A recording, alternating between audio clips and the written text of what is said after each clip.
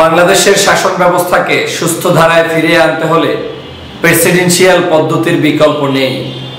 বাংলাদেশে বর্তমানে এখন প্রেসিডেন্ট পদ্ধতির নির্বাচন শাসন ব্যবস্থা নিয়ে বেশ আলোচনা হচ্ছে, সমালোচনা হচ্ছে। কেউ কেউ মনে করছেন আগামী দিনের বাংলাদেশে সত্যিকার নেতৃত্ব দিতে হলে বাংলাদেশে এমন একজন যোগ্য মানুষ দরকার যিনি যে কোনো বাধা অতিক্রম করে প্রেসিডেন্ট নির্বাচনে সরাসরি নির্বাচিত হয়ে জনগণের প্রতিনিধিত্ব করবেন। এবং সেই তালিকায় সর্বাগ্রে এখন রয়েছেন বাংলাদেশের অন্যতম একজন নেতা, যিনি বর্তমান অন্তর্বর্তীকালীন সরকারের প্রধান, Nobel laureate doctor Mohammad Yunus সাহেব। ডক্টর মোহাম্মদ ইউনূস সাহেবের প্রতি দিন দিন মানুষের ভালোবাসা, আন্তরিকতা, সম্মান, শ্রদ্ধাবোধ সবকিছুই দিন দিন বেড়ে যাচ্ছে। মানুষের এক্সপেকটেশনও অনেক বেশি বেড়ে যাচ্ছে। ডক্টর মোহাম্মদ ইউনূসকেই তারা বাংলাদেশের যে কোনো পদ্ধতিতে আগামীর এই দেশ শাসনের জন্য তারা চাচ্ছেন। জনগণ মনে করেন, আমি ব্যক্তিগতভাবে বলছি এবং মানুষের মন্তব্য থেকে বলছি, অন টু ওয়ান ইন্টারভিউ থেকে বলছি, জনগণ এখন মনে করেন ইউনূস সাহেবকে রাখতে হবে যে কোনো ফরম্যাটে, তাকে বাংলাদেশে আগামী দিনের জন্য প্রয়োজন।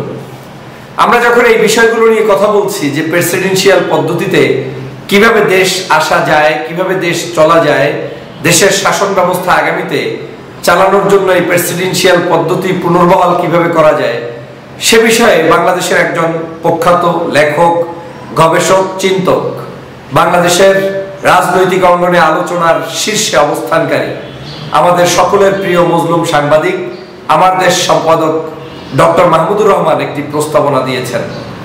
তিনি গত কয়েকদিন আগে, মাত্র 2-3 দিন আগে, যেদিন বাংলাদেশের সোহরাওয়ার্দী উদ্যানে বিশাল গণজমায়েত হয়েছে, একই দিনে সকালবেলা রাওয়া ক্লাবে একটি আর্মির প্রোগ্রামে তিনি সেই বক্তব্যে তার একটি প্রস্তাবনা উপস্থাপন করেছেন। তার প্রস্তাবনাটা এরকম ছিল যে বাংলাদেশের যদি কোনো স্বৈর শাসক কিংবা ফ্যাসিস্ট ঠেকাতে হয় তাহলে প্রেসিডেন্সিয়াল পদ্ধতির বিকল্প কোনো পথ নেই। তিনি তার বিস্তর বক্তব্যের মধ্যে বুঝিয়ে তুলেছেন যে বাংলাদেশ মূলত সূচনাই হয়েছিল প্রেসিডেন্সিয়াল পদ্ধতির মাধ্যমে, এবং এই সূচনার পর থেকে 1991 সাল পর্যন্ত শুধু একবার ব্যতীত শেখ মুজিবুর রহমান মাঝখানে 2-3 বছরের জন্য যে তার একটি শাসন ব্যবস্থা প্রধানমন্ত্রিত্বের সিস্টেমে চালু করেছেন, সেটা ব্যতীত বাংলাদেশে 1991 সাল পর্যন্ত 16 বছর এই প্রেসিডেন্সিয়াল পদ্ধতি বহাল ছিল। এবং এই প্রেসিডেন্সিয়াল পদ্ধতির কারণে বাংলাদেশের কি কি উপকার হয়েছে, কি কি ক্ষতি হয়েছে, কিংবা আগামী দিনে প্রেসিডেন্সিয়াল পদ্ধতি কেন আমাদের বর্তমান সিস্টেমের চাইতে উত্তম, সেটা তিনি বর্ণনা করার চেষ্টা করেছেন। প্রিয় বন্ধুরা আমার, আমি এই কথাগুলো দেশের স্বার্থে, জনগণের স্বার্থে, জনগণ যেটাকে পছন্দ করে, জনগণ যেটা উপলব্ধি করে, জনগণের যেটা প্রয়োজন, সেটা আমাদেরকে কারো না কারো মাধ্যমে বলতেই হবে। সাহসী সাংবাদিক ডক্টর মাহমুদুর রহমান হয়তো সেই সাহসটা নিয়েই তিনি তার জায়গায় জীবনের শেষ মুহূর্তে এসে এমন একটি প্রস্তাবনা রেখে গেলেন, যেই প্রস্তাবনার উপর ভিত্তি করে সরকার চাইলে এখন পথ চলতে পারে। আমি যদি এই সরকারকে বলি, বাংলাদেশের মানুষের কাছে আপনি যদি যে কোনোভাবে আপনি যদি মতামত যাচাই করতেও চান যে আমরা হা না ভোট দিতে চাই কিনা, জিজ্ঞেস করে নিতে চাই কিনা যে আপনারা কি প্রেসিডেন্সিয়াল পদ্ধতি চান অথবা চান না, আমি নিশ্চিত করে বলতে পারি বাংলাদেশের 80 থেকে 90% মানুষ আপনার এই প্রেসিডেন্সিয়াল পদ্ধতির পক্ষে ভোট দিবে। এবং আপনার এই জনগণ যখন প্রেসিডেন্সিয়াল পদ্ধতির পক্ষে ভোট দিবে, সরকার চাইলে সেটার উপর ভিত্তি করেও কিন্তু তারা একটি মানে আপনার কি বলে আইন প্রণয়ন করে সেটাকে জাতির কাছে উপস্থাপন করতে পারে যে এখন থেকে প্রেসিডেন্সিয়াল পদ্ধতির স্বাধীনভাবে প্রেসিডেন্ট নির্বাচন অনুষ্ঠিত হবে এবং স্বাধীনভাবে সেই ব্যক্তি কিভাবে আসবে। আমি এ ব্যাপারে কথা বলছি একটু পরে। আমি আমার সূচনায় যে কথাটা বলতে চাই যে এভাবে করে তারা কিন্তু একটা পথ বাতলে দিতে পারে।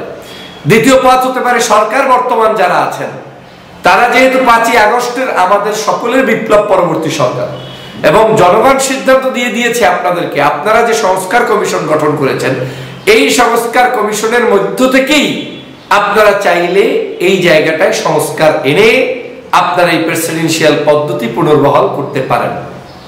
কেন বলছি এই কথা? যদি প্রেসিডেন্সিয়াল পদ্ধতি পুনর্বহাল হয় তাহলে অন্ততপক্ষে আপনার কাছে একটা জিনিস নিশ্চিত থাকতে পারেন যে জনগণ যাকে চাইবে তাকে আপনি চাইলে প্রেসিডেন্ট আপনি বানাইতেও পারেন। যেমন ব্যালট পেপার যদি আলাদা থাকে, প্রেসিডেন্ট নির্বাচনে যদি ডক্টর মোহাম্মদ ইউনূস দাঁড়ায়, আর যদি প্রেসিডেন্ট নির্বাচনে যদি আরো 5 জন ব্যক্তি দাঁড়ায়, বিভিন্ন রাজনৈতিক দলের পক্ষ থেকে দাঁড়াতে পারে, অন্যরাও দাঁড়াতে পারে, জনগণ তখন ওই জায়গা থেকে উল্লেখযোগ্য ব্যক্তিকে পছন্দ করবে যে কোন ব্যক্তি বিশ্বের দরবারে সবচেয়ে মাথা উঁচু করে দাঁড়াতে পারবে, দেশটাকে দাঁড় করাতে পারবে, কোন ব্যক্তি সবচেয়ে ভালো অর্থনীতি বুঝবে, সমাজনীতি বুঝবে, তাকে কিন্তু জনগণ ভোট দেবে। এটা শুধু ইউনূস সাহেবকে রাখার জন্যই করতে হবে এমনটা নয়, বরং বাংলাদেশের ভবিষ্যতেও আপনার প্রত্যেকটা সেক্টরে যাতে ভালোভাবে কাজ পরিচালনা হয় সেই স্বার্থে কিন্তু এরকম একটি পদ্ধতি আবিষ্কার করে রাখলে এখনই হচ্ছে সেটার মোক্ষম সময়।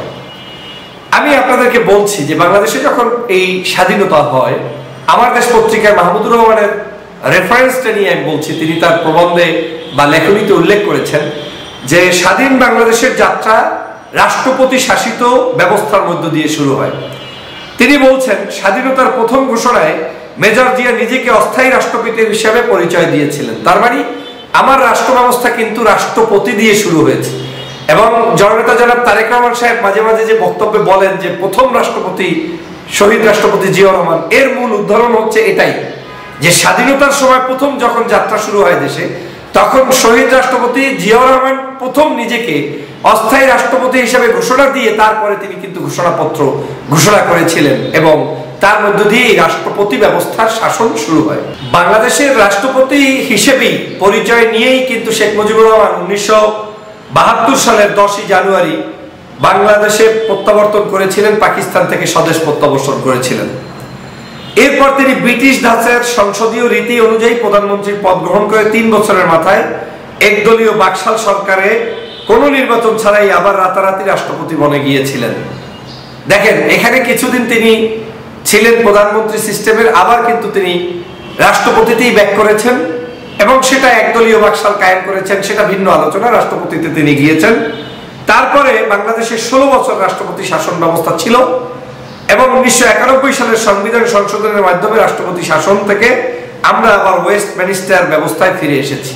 মাহমুদুর রহমান তার প্রবন্ধে বলছেন যে আমরা এই বাংলাদেশে কিন্তু রাষ্ট্রপতি ব্যবস্থার মধ্য দিয়ে শাসন থেকে শুরু করেছি, মাঝখানে কিছুদিন আমরা শেখ মুজিবের সেই প্রধানমন্ত্রিত্ব সিস্টেমে আমরা দেশ চালিয়েছি, আবার কিন্তু তিনি বাকশালের মধ্য দিয়ে রাষ্ট্রপতির ব্যবস্থায় ফিরে এসেছেন এবং এই রাষ্ট্রপতি পদ্ধতি কিন্তু তারপরে আর বিলুপ্ত হয়নি। 1975 সালের এই যে আপনার এটাকে কি বলে, আমার শেখ মুজিবুর রহমানের হত্যাকাণ্ডটি ঘটেছে, তারপরেও কিন্তু এই রাষ্ট্রপতি ব্যবস্থার মধ্যে 16টি বছর 1991 সাল পর্যন্ত এটা ছিল। 91 সালের পরে রাষ্ট্রপতি ব্যবস্থাটা আমরা আবার বাদ দিয়েছি, কারণ আমরা বিভিন্ন ধরনের তখন মনে করেছি যে স্বৈরশাসনের পতন, বিভিন্ন ধরনের পতন, এই সব কিছুর পতনের মধ্য দিয়ে আমরা রাষ্ট্রপতি শাসন ব্যবস্থাটাকে ভালো মনে করি নাই।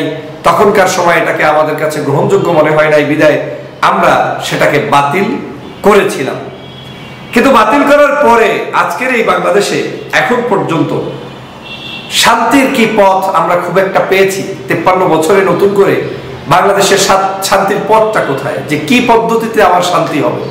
শান্তি কি আদতে হয়েছে না হয়নি? জনগণ এখন আবার উপলব্ধি করছে যে প্রেসিডেন্ট ব্যবস্থাটা আবার পুনর্বহাল হওয়া দরকার। এখন এখানে প্রশ্ন থাকতে পারে, তাহলে কি পূর্বের প্রেসিডেন্ট ব্যবস্থাটা আসলে কি বাংলাদেশের জন্য কতটুকু কার্যকারী ছিল? পূর্বের শাসন ব্যবস্থাটাও বিতর্কিত ছিল, কারণ ক্ষমতার ভারসাম্য ছিল না। সেই প্রেসিডেন্সিয়াল পদ্ধতির নির্বাচন পদ্ধতিটাও বাংলাদেশের আমেরিকান ধাঁচে কখনোই হয়নি। তো বাংলাদেশে কি হয়েছে? বাংলাদেশে হয়েছে কখনো এই যে এরশাদ সাহেবের অবৈধ নির্বাচন হয়েছে, তারপরে আপনার কি বলে শেখ মুজিবের বিনা নির্বাচনে হয়েছে। তো এই যে পদ্ধতিগুলো ছিল তারা সেটাকে কলুষিত করে। বাংলাদেশের এই প্রেসিডেন্সিয়াল পদ্ধতি নিয়ে পূর্বের যে পদ্ধতি ছিল সেই পদ্ধতি নিয়ে অনেকে অনেক জায়গায় বিতর্ক করছেন যে তাহলে সেই সময়গুলো আসলে কিভাবে হয়েছে। আমার দেশ পত্রিকার সম্পাদক মাহমুদুর রহমান তিনি তার একটি প্রবন্ধে এখানে খুব সুন্দরভাবে উপস্থাপন করে বুঝিয়েছেন যে বাংলাদেশের সেই সময়কার আসলে কে কিভাবে প্রেসিডেন্সিয়াল পদ্ধতির নির্বাচন করেছে। দেখেন, তিনি বলছেন বাংলাদেশে কখনোই যুক্তরাষ্ট্রের মতো অবাধ এবং নিরপেক্ষ নির্বাচনের মাধ্যমে প্রেসিডেন্ট নির্বাচন হয়নি। স্বাধীনতা উত্তরকালে প্রথম প্রেসিডেন্ট শেখ মুজিব কোনো নির্বাচন ছাড়াই 1975 সালের 25শে জানুয়ারি নিজেকে প্রেসিডেন্ট ঘোষণা করেছিলেন। তারপরে খন্দকার মোশতাক সামরিক অভ্যুত্থানের পরিপ্রেক্ষিতে প্রেসিডেন্ট হয়েছিলেন। পরে জেনারেল জিয়া ও জেনারেল এরশাদ চিফ মার্শাল ল অ্যাডমিনিস্ট্রেটর থেকে প্রেসিডেন্ট হয়েছেন এবং সেই পদে থেকে আবার প্রেসিডেন্ট নির্বাচন করেছেন। জেনারেল জিয়ার বিরুদ্ধে জেনারেল ওসমানীর প্রতিদ্বন্দ্বিতা করলেও জেনারেল এরশাদের পাতানো নির্বাচনে সব বিরোধী দল বয়কট করেছিল। বেসামরিক ব্যক্তি হিসেবে একমাত্র জাস্টিস সত্তার জনগণের সরাসরি ভোটে প্রেসিডেন্ট নির্বাচিত হয়েছিলেন, তবে তিনিও প্রেসিডেন্ট পদ থেকেই নির্বাচনে প্রতিদ্বন্দ্বিতা করেছিলেন। সুতরাং মার্কিন যুক্তরাষ্ট্রের প্রেসিডেন্ট পদ্ধতির কথা প্রস্তাব করছি, যেখানে নির্বাচিত সংসদের সঙ্গে প্রেসিডেন্টের ক্ষমতার যথেষ্ট ভারসাম্য থাকতে হবে। আমার প্রস্তাবিত প্রেসিডেন্ট শেখ মুজিব, জিয়াউর রহমান কিংবা এরশাদের মতো একক ক্ষমতাশালী হবে না। প্রেসিডেন্ট এবং সংসদের মধ্যকার ক্ষমতার ভারসাম্য রূপরেখা প্রস্তাব করার জন্য আমাদের সংশ্লিষ্ট বিশেষজ্ঞদের কাছ থেকে একাধিক প্রস্তাব, তারপরে সেমিনারে বিতর্ক, রাজনৈতিক ঐক্যমতের প্রয়োজন হবে। তবে ভারসাম্যটি কি হতে পারে তার উদাহরণটি ভবিষ্যতে আলোচনার জন্য তিনি রেখে দিয়েছেন। আজকের সেমিনারে তিনি যে এই প্রবন্ধটি লিখছেন সেখানে তিনি এ ব্যাপারে কিছু বক্তব্য দিচ্ছেন। সেটা হচ্ছে এই এক, প্রেসিডেন্ট সংসদের কাছে প্রাথমিকভাবে তার প্রস্তাবিত বাজেট পেশ করবেন। সংসদে প্রেসিডেন্টের প্রস্তাবিত বাজেট সম্পর্কে আলোচনা শেষে বিশেষ সংসদীয় কমিটি সেই বাজেট প্রয়োজনীয় কাটছাট সাপেক্ষে সংসদে অনুমোদনের জন্য আবার পেশ করবেন। সংসদ সংশোধিত ও অনুমোদিত বাজেট প্রেসিডেন্টের কাছে ফেরত পাঠাবে। প্রেসিডেন্ট সেই সংশোধিত বাজেটে সম্মত হলে শুধু বাজেট গৃহীত ও বাস্তবায়িত হবে। সংশোধিত বাজেটে প্রেসিডেন্টের সম্মতি না থাকলে তিনি ভেটো ক্ষমতা প্রয়োগ করে সংসদের পুনর্বিবেচনার জন্য বাজেট আবার প্রস্তাব আকারে সংসদে ফেরত পাঠাতে পারবেন। বাজেট নিয়ে সংসদে আবার বিতর্ক অনুষ্ঠিত হবে। বাজেট পাশ হতে হলে প্রেসিডেন্ট এবং সংসদ উভয়ের অনুমোদন বাধ্যতামূলক হবে। আমি মনে করি প্রেসিডেন্ট 2 মেয়াদের বেশি ক্ষমতাসীন থাকার সুযোগ যদি সংবিধান রহিত করা থাকে এবং প্রেসিডেন্ট এবং সংসদের মধ্যে যদি ক্ষমতার ভারসাম্য নিশ্চিত করা যায়, তাহলে ফ্যাসিবাদের উত্থানের সুযোগ আমরা বন্ধ করতে সক্ষম হব। এটা হচ্ছে মাহমুদুর রহমানের একটি তার লিখিত প্রবন্ধ। আপনারা এটা রাষ্ট্র সংস্কার, রাজনীতি এবং সশস্ত্র বাহিনী, এর উপরে মাহমুদুর রহমানের একটা ছোট্ট বই আছে। এই প্রস্তাবনায় তিনি কিন্তু এটা উল্লেখ করেছেন। আমি মাহমুদুর রহমানের এই প্রস্তাবনা দেখার পরে আমার কাছে মনে হয়েছে যে না, বাংলাদেশে অন্তত কেউ একজন এই প্রথম প্রেসিডেন্সিয়াল পদ্ধতিটার সমালোচনা করে আবার এটার পজিটিভ ধারণা পেশ করে কোন পদ্ধতিতে বাংলাদেশের প্রেসিডেন্সিয়াল নির্বাচন পদ্ধতি আসা উচিত সেটার উপরে মাহমুদুর রহমান বিস্তর আলোচনা আমাদেরকে দিয়েছেন। এই আলোচনার ভিত্তিতেই আমার মনে হয় সরকারের এখন সুযোগ এসেছে যে কোনো মূল্যে এই প্রেসিডেন্সিয়াল পদ্ধতিতে ফেরত যাওয়া। এবং আপনারা যদি এটা যেতে পারেন তাহলে বাংলাদেশের ক্ষমতার ভারসাম্য দেশের জন্য, মানুষের জন্য এবং বাংলাদেশের গণতন্ত্রের জন্য সুসংহত হবে এবং জনগণ কিন্তু লম্বা সময়ের জন্য একটি সুন্দর সুষ্ঠু ধারায় বাংলাদেশকে নিয়ে যেতে পারবে। আর যদি সেটা আমরা করতে ব্যর্থ হই তাহলে এই বাংলাদেশের যে আশায় আমরা বাংলাদেশের 24-এর অভ্যুত্থান ঘটিয়েছি কিংবা বিভিন্ন সময় আন্দোলন সংগ্রামে মানুষগুলো মৃত্যুবরণ করছে, সেই আশা কিন্তু আমাদের ধ্বংস হয়ে যাবে, আমাদের দেশ ধ্বংস হয়ে যাবে, আমাদের দেশ আসলে ভালো কিছু পাবে না। আমরা এখনো মনে করি প্রেসিডেন্সিয়াল পদ্ধতিতে আমাদের নির্বাচন আসলে আমাদের বাংলাদেশের ভালো মানুষকে পিক করার সুযোগ আমাদের আছে। 300 আসলে আমরা যখন 300 মোড়লদেরকে বসিয়ে দেই, তারা যাকে সিদ্ধান্ত নিবে তাকে আমাদের প্রেসিডেন্ট মেনে নিতে হবে। এটা এক ধরনের আমাদের বাংলাদেশের জন্য কিন্তু অভিশাপ হিসেবে থেকে যাবে। অতএব বাংলাদেশের মানুষের আগামীর দেশকে সুন্দরভাবে পরিচালনার জন্য প্রেসিডেন্সিয়াল পদ্ধতির বিকল্প নেই। আসুন মাহমুদুর রহমানের কণ্ঠে কণ্ঠ মিলিয়ে তার এই প্রস্তাবনাকে সরকারের সুউচ্চ মহলে দৃষ্টিগোচর করে আমরা আমাদের দেশে নতুনভাবে এই দেশকে সাজিয়ে নেওয়ার জন্য সকল সংস্কার সম্পন্ন করি এবং একটি সুষ্ঠু সুন্দর ধারার নির্বাচন ব্যবস্থার পদ্ধতি চালু করি। সবাইকে ধন্যবাদ।